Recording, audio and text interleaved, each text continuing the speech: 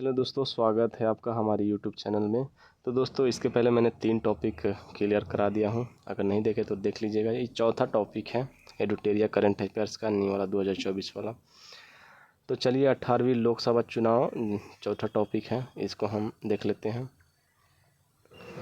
तो 18वीं लोकसभा चुनाव की घोषणा 16 मार्च 2024 को की गई और इसके साथ ही आदर्श आचार संहिता लागू हो गई।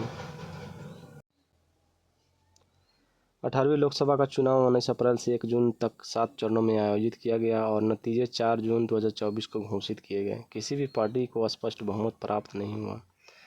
अब आइए विभिन्न दलों द्वारा जीते गए सीटों को देख लेते हैं। सबसे ज़्यादा सीट जीता बीजेपी 240, जो वोटों का 36.56% रहा। INS इंडियन नेशनल कांग्रेस जो 99 सीट जीता, जो टोटल वोटों का 21.19% रहा। समाजवादी पार्टी 37 सीटें जीता, जो टोटल का 4.5% रहा। इसी तरह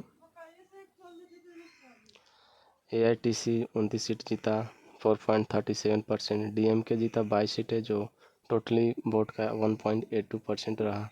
TDP जीता 16, जो टोटली का 1.98% रहा। JDU 12, जो टोटल का 1.25% रहा। और देख लेते हैं। और है कुल मतदाता 65.79% रहा। इसमें डाक मतपत्र शामिल नहीं है। लक्षद्वीप में सबसे अधिक 84% मतदान हुआ, उसके बाद असम 81% का स्थान रहा।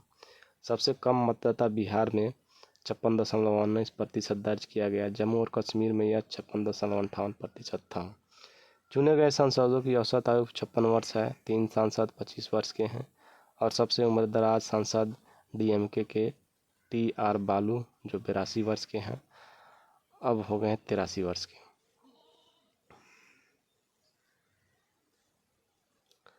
कुल 74 महिला सांसद विजय घोषित की गई, जो विगत लोकसभा चुनाव 2019 के 78 महिला सांसद से 4 कम है।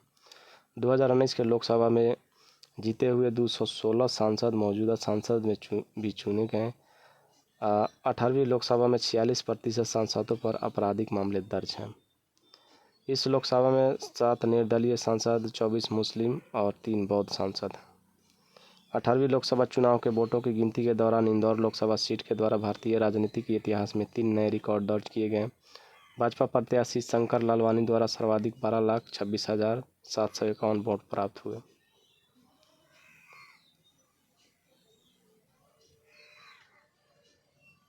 शंकर लालवानी द्वारा अपने प्रतिद्वंदी भाजपा के संजय सोलंकी को सर्वाधिक वोटों के अंतर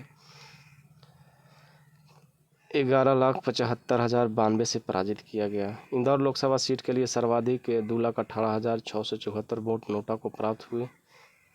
यह अब तक का किसी भी लोकसभा तथा विधानसभा चुनाव में नोटा को मिले सर्वाधिक मत। नोट में वर्ष 2019 में गोपालगंज बिहार में नोटा का सर्वाधिक 51,660 मत मिले थे। सूरत में भाजपा उम्मीदवार मुकेश दलाल निर्विरोध चुनाव जीते।